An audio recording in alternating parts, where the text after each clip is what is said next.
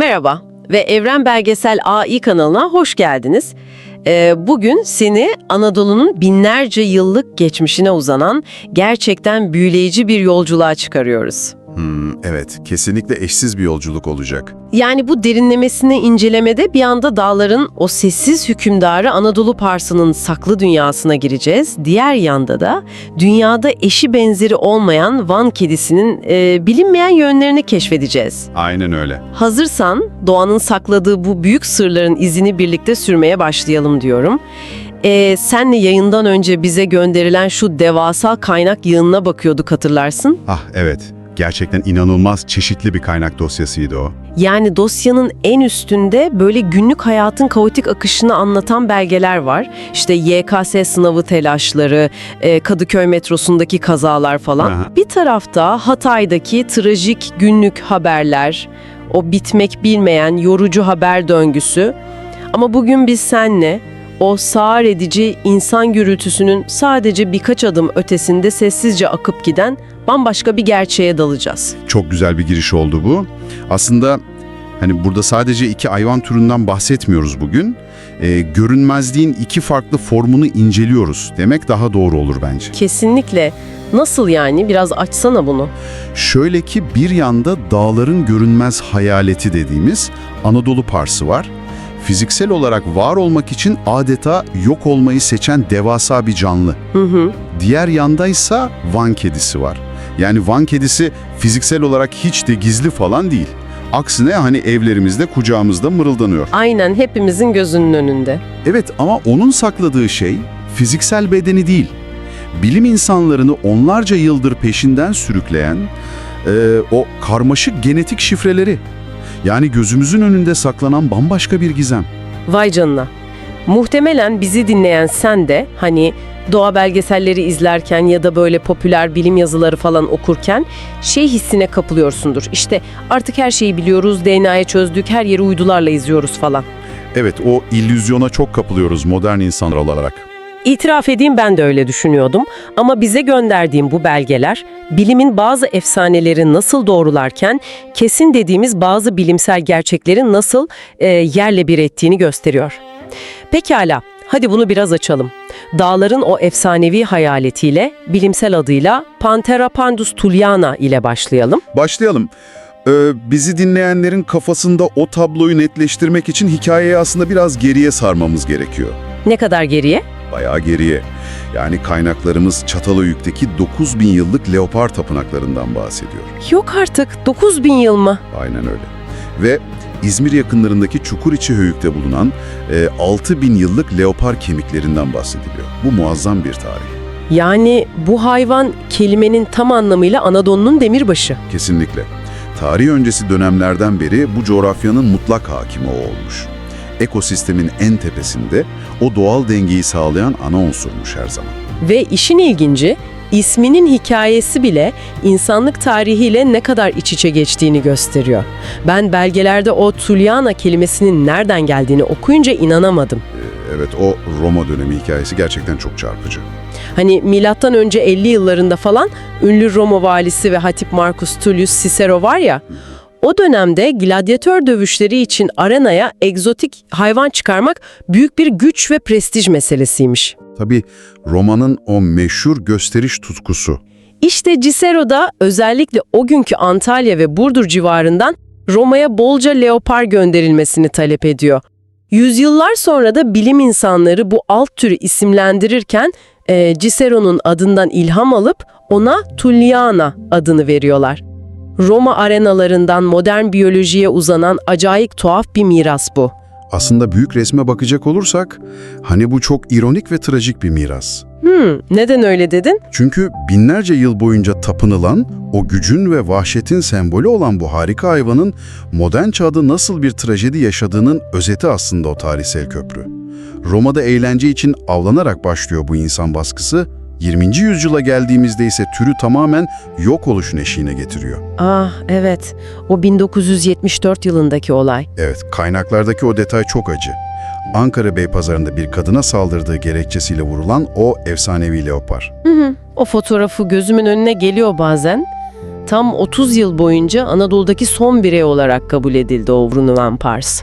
Düşüncesi bile insanın içini sızlatıyor. Son birey. Maalesef. Bilim dünyası 80'ler ve 90'lar boyunca dosyayı kapattı aslında. Anadolu Parsı efsanesi bitti dediler, nesli tükendi dediler. Biyologlar umudu kesmişti yani. Tamamen kestiler. Çünkü habitat parçalanması var, ormanların yok edilmesi var, acımasız bir kaşak avcılık var.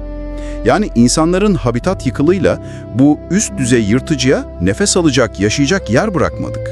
Bir saniye, kaynaklarda o dönemle ilgili benim kafamı karıştıran bazı detaylar da vardı. Hani 2010 yılında Siirt'te ve 2013'te Diyarbakır'da uğrulan leoparlar haberlere falan çıkmıştı. Çok konuşulmuştu o zamanlar. Ya ben o haberleri dün gibi hatırlıyorum. Herkes ayağa kalkmıştı, leopar yaşıyor diye. Onlar neydi peki? Ya o olaylar gerçekten çok büyük umut yaratmıştı o dönem. Ama genetik karmaşa işte orada devreye giriyor. Nasıl yani? O ölen hayvanlardan alınan DNA örnekleri analiz edildiğinde laboratuvar sonuçları onların Panthera pardus thuliana yani bizim o gerçek Anadolu parsı olmadığını ortaya çıkardı. Haydi ya, başka bir tür müymüş onlar? Aynen öyle. Onlar aslında sınırın ötesinden, İran'dan gelen ve kendi yaşam alanlarını batıya doğru genişletmeye çalışan İran leoparlarıydı. Yani bilimsel adıyla Panthera pardus saxicolor bireyleri. Anlıyorum. Yani ortada bir leopar vardı ama bu bizim o binlerce yıldır bu topraklara ait olan kayıp efsanemiz değildi. Kesinlikle değildi. Ta ki o tarihi güne kadar. Evet, işte işin sinematikleştiği an tam da burası bence. 19 Ağustos 2019 tarihi. Makale bu anı öyle bir anlatıyor ki inan bana o an orada olmayı çok isterdim. Batı Toroslar'daki o meşhur gece. Aynen, Doğa Koruma ve Milli Parklar Genel Müdürlüğü'nün kurduğu bir foto kapana gecenin karanlığında altın sarısı devasa bir kedi takılıyor. Tam 45 yıl aradan sonra ilk kanlı canlı Anadolu Parsı kaydı bu. Yani kayıp bir uygarlığı bulmak gibi bir şey değil mi bu? Abartsız söylüyorum, dünya biyoçeşitliliği için tarihi bir dönüm noktası o an. O görüntüden hemen sonra zaten büyük bir kurumsal çaba başlıyor. Üniversite devreye giriyor sanırım. Evet, Doğa Koruma ve Milli Parklar bünyesinde Isparta Uygulamalı Bilimler Üniversitesi ile ortaklaşa özel bir leopar araştırma birimi kuruluyor.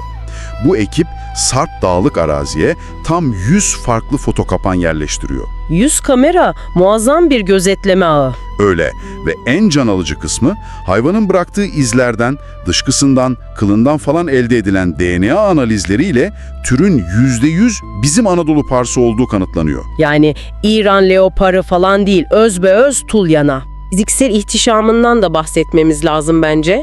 Karşımızda parkta sevdiğimiz sıradan bir kedi yok sonuçta. Boyu 1,5 metreyi bulan, kilosu 90'ı zorlayan devasa bir yırtıcı. Saf bir kas kütlesi aslında. Kaynaklardaki o termal kamera kaydını okuduğunda sen de tüylerinin ürperdiğini hissettin mi? Mayıs 2024'te Cudi Dağı'nda çekilen o görüntü. Zifiri karanlıkta bir Anadolu parsıyla dev bir sırtlan burun buruna geliyor. Ah evet, o çok sinematik bir an. Dağların o iki üst düzey yırtıcısının, hani kimsenin onları izlemediğini sandıkları o vahşi ilkel yüzleşmesi. Gerçek bir doğa belgeseli karesi. Tam da burada araya girip o aklımdan bir türlü çıkmayan soruyu sana sormak zorundayım. Tabii, nedir? Şimdi tamam, kameraları kurdunuz, DNA'sını buldunuz falan, harika. Ama ben işin mantığını, mekanizmasını anlamak istiyorum. 90 kiloluk altın sarısı bir dev var ortada. Bilim bilgimilme her dağda bir maden çalışması, her yaylada bir yol yapımı, sürekli gezen çobanlar, dağcılar, kampçılar var. Herkesin elinde akıllı telefon var artık. Doğru, çok kalabalık ve hareketli bir coğrafya. İşte sorum tam olarak bu. Bir hayvan modern dünyanın bu devasa kalabalık gözetim ağında tam 45 yıl boyunca hiç görünmeden hayatta kalmayı nasıl başarabilir? Yani matematiksel olarak bir çobanın bile mi karşısına çıkmaz bu hayvan? Çok zekice bir soru bu ve inanın cevabı Pars'ın çevresinin ne kadar kusursuz okuyabildiğinde yatıyor. Onun o olağanüstü adaptasyon yeteneği. Nasıl bir adaptasyon bu? Pars'ın hayatta kalma mekanizması tamamen insanla sıfır temas üzerine kurulu. Yani önce bir bölgenin topografyasına bakalım. Batı Toroslar son derece sarp karstik yapılı, hani insanların ulaşamayacağı o derin kanyonlar ve mağaralarla dolu bir yer. Yani bizim gitmeye üşendiğimiz veya fiziksel olarak gidemediğimiz o en tehlikeli yerleri kasıtlı olarak seçiyor, öyle mi? Aynen öyle. Merkez üssünü oraya kuruyor. İkincisi, bu kediler kusursuz gece avcılarıdır. İnsanların dağlardan çekildiği, her yerin o zifiri karanlık olduğu saatlerde aktifleşiyorlar sadece. Gündüzleri tamamen saklanıyorlar yani. Evet. Ve asıl can alıcı nokta besin zincirindeki mekanizma. Makalede o kısım çok ilginçti, dikkatini çekmiştir. Foto kapağınlara Pars'la birlikte en çok yakalanan türler yaban keçisi ve yaban domuzu. Evet, gördüm o detayı. Bu ne anlama geliyor ki? Şu anlama geliyor, bölgede Pars'ın anlayabileceği doğal yaban hayatı hala çok bol. Yani orman ona yetecek kadar av sunuyor. Ha, dağda yiyecek yemeği var diyorsun. Kesinlikle. Dağda yemeği olduğu için de köylülerin koyun sürülerine veya evcil hayvanlarına saldırmasına gerek kalmıyor. İnsanların malına zarar vermeyince de insanlarla çatışmaya girmiyor. Kimse de malı zarar görmediği için tüfeğini alıp dağda intikam için leopar aramaya çıkmıyor. İnanılmaz bir denge bu. İnsanı av olarak değil, kaçınılması gereken en büyük tehdit olarak kodlamış kafasında. Tam olarak öyle. Bu kesinlikle pasif bir saklanma değil, son derece aktif, zekice ve stratejik bir hayatta kalma taktiği. Vay be! Yani dağda devasa bir saklambaç oyunu oynanıyor ve biz 45 yıl boyunca ebe olduğumuzun bile farkında değilmişiz. Neyse, fiziksel olarak görünmez olmayı seçen bu kusursuz yırtıcıdan istersen şimdi fiziksel olarak hep göz önünde olan ama genetik olarak bizi hala kör eden o diğer efsaneye geçelim. Çok mantıklı bir geçiş olur. Dağlardan inelim, uygarlığın içine, evlerimize, o Van Gölü'nün hemen kıyısına gidelim. Karşımızda tüm ihtişamıyla Van kedisi var. Evet, bir yanda dağların derinliklerinde insandan kaçan vahşi bir efsane, diğer yanda ise bizimle iç içe evrimleşmiş, yatağımıza kadar girmiş ama o DNA'sındaki sırlar bilim insanlarını hala şaşırtmaya devam eden bir dost. Harika bir tezat. Kesinlikle. Seninle şu bize gönderilen kaynaklar arasındaki meşhur Patilio blog yazısını okuyorduk yayından önce. O popüler kültür yazısı. Aynen. Bizi dinleyen sen de muhtemelen o klasik Van kedisi imajını biliyordursun hani. Bembeyaz, ipeksi tüyler, biri turkuaz mavisi, diğeri kehribar sarısı, o büyüleyici farklı göz renkleri. O meşhur heterokromi durumu, evet. Evet, sudan hiç korkmayan, musluktan akan suyla bile oynamaya bayılan bir kedi. Ve tabii ki o iki kulağının arasındaki siyah noktalar var ya, o meşhur Van mührü. Popüler kültür her zaman bu tarz özellikleri çok sever ve genelde böyle çok basit hap bilgileri indirgemeyi tercih eder. O okuduğumuz blog yazısı da tam olarak bunu yapıyor aslında. Nasıl yani? Şöyle, o farklı göz renklerini sadece melanin pigmentinin eksikliğine bağlıyor. Bembeyaz tüylerini ise kedi genetiğindeki o popüler W geni dediğimiz beyaz gene atfediyor. Hatta şöyle de bir iddia var orada, belki görmüşsündür. Neymiş o iddia? Üzerinde o siyah Van mührü olan kedilerin güya kesinlikle safkan olduğu ve asla sağır olmadığı söyleniyor. Ya muhtemelen bizi dinleyen sen de şu an işte tamam melanin var, W geni var, olay çözülmüş, bilim bu gizemi çoktan aydınlatmış diyorsundur. İtiraf edeyim, ben de o yazıyı okuyunca aynısını söyledim. Çok normal bunu düşünmek. İşte işin gerçekten ilginçleştiği yer burası. Kaynaklarımız arasındaki o akademik makaleyi açana kadar. 2022 yılında Van 100. Yıl Üniversitesi'nde yapılmış olan o bilimsel çalışmanın sonuçlarını okuyunca işler bir anda sarpa sardı. Ah evet, Mevlüt Arslan ve ekibinin o meşhur çalışması. Gerçekten bir dedektiflik romanı gibi o araştırma. Kesinlikle. Yıllarca popüler kültür bas bas bağırdı hani. Her şey o ket geni üzerindeki W lokusuyla ilgili. Bütün o beyaz kedi genetiği buradan geliyor diye. Araştırmacılar da diyorlar ki, tamam madem bu gen her şeyin sorumlusu, hadi bunu laboratuvara sokup test edelim. Çok mantıklı bir yaklaşım. 48 kedi üzerinde çalışıyorlar değil mi? Aynen öyle, 48 tane Van kedisinin ağız içinden sürüntü alıp o DNA'ları izole ediyorlar. Sonra bu PCR testleriyle falan o spesifik gen bölgesine mikroskop altında çok detaylı bakıyorlar. Sonuç ne çıkıyor peki laboratuvarda? Şöyle, kedilerin çoğunun gerçekten de o homozigot beyaz genotipe sahip olduğunu doğruluyorlar. Yani buraya kadar bir sıkıntı yok. Tüyleri beyaz yapan şey gerçekten o gen. Fakat asıl şok dalgası veri analizi aşamasında patlıyor. Hazırsan o bombayı ben patlatayım. Laboratuvar sonuçları kesin bir dille gösteriyor ki bu W geniyle Van kedisinin o eşsiz göz renkleri ya da o başındaki meşhur siyah leke arasında sıfır bağlantı varmış. Hiçbir genetik ilişki yokmuş. Evet, istatistiksel olarak tamamen bağlantısız oldukları kanıtlanıyor o çalışmada. Bir dakika, bunu dinleyicilerimiz için biraz daha somutlaştıralım. Yani 10 yıllardır biz bilim dünyası olarak yanlış şüpheliği mi sorgulamışız? Aynen öyle oldu. Olay yerinde W geninin parmak izi var diye bütün ihaleyi ona yıkmışız. Gözleri mavi yapan sensin, siyah lekeyi koyan sensin demişiz ama meğer o gen sadece tüyü boyayan bir taşeronmuş. Esas o göz rengini falan ayarlayan beyin takımı bambaşka bir şeymiş. Harika bir analoji oldu bu. Puzzle'ın doğru parçasını bulduğumuzu sanıyorduk yıllarca ama meğer o parça bambaşka bir kutuya aitmiş.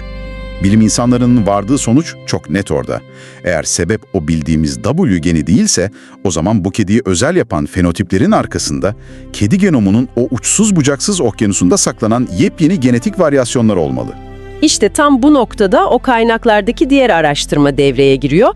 2016 yılına ait Hasan Koyun ve ekibinin yaptığı o yepyeni çalışma Evet, mikrosatelit çalışması. vermedi. Bilim insanları da taktik değiştiriyor ve bu kez mikrosatelitleri incelemeye karar veriyorlar. Yanlış hatırlamıyorsam 25'i erkek, 41'i dişi, tam 66 Van kedisinin genetiği inceleniyor orada.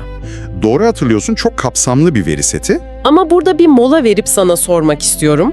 Şu mikrosatelit lafı falan kulağa çok böyle ulaşılmaz, aşırı akademik geliyor. Bunu tam olarak nasıl hayal etmeliyiz biz? Bir tür genetik barkod falan gibi mi düşünelim? Genetik barkod müthiş bir benzetme. DNA üzerindeki işaret fişekleri de diyebiliriz buna. Hı.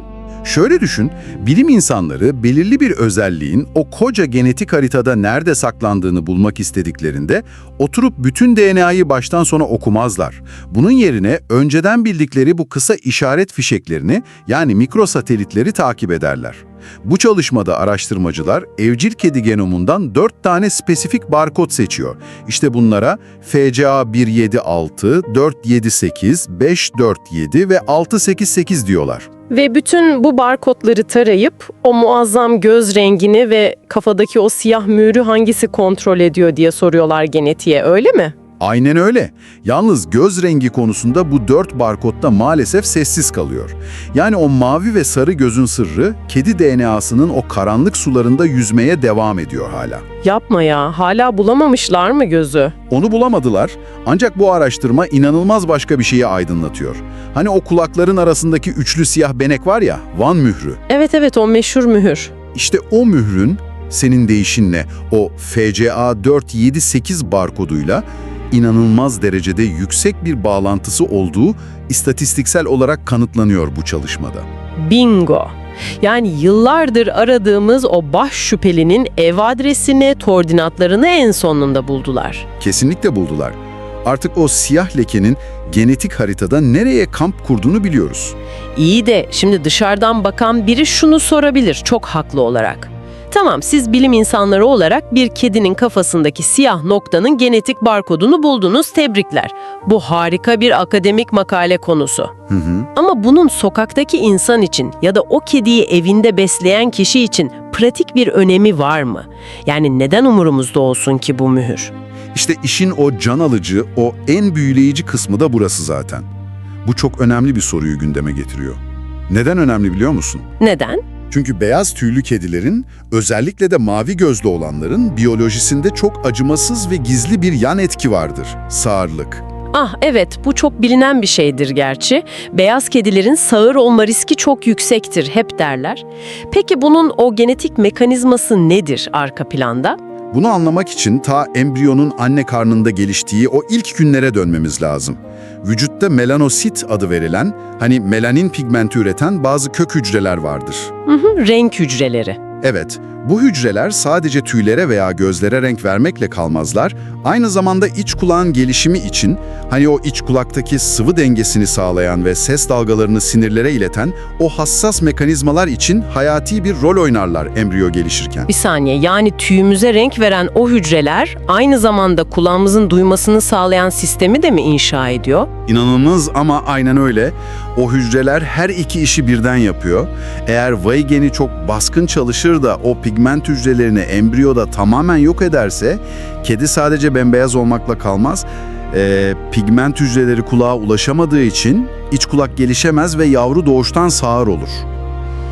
İnanılmaz bir domino etkisi bu. Fakat işte o blog yazısındaki popüler inanışında bir doğruluk payı var. Derler ya, kafasında Van mührü olan kediler duyabilir diye. Gerçekten de öyledir, çünkü o siyah leke pigment hücrelerinin embriyo aşamasında tamamen yok olmadığının fiziksel bir kanıtıdır. O hücreler iç kulağa kadar ulaşıp oradaki sistemi kurmayı başarmış demektir o siyah leke. Yok artık. Vay canına. Yani kafadaki o küçücük siyah benek aslında bu kedinin iç kulağı düzgün gelişti, bu kedi sizi duyabiliyor diyen bir tür genetik güvenlik sertifikası adeta. Kesinlikle. Çok doğru bir tanım bu.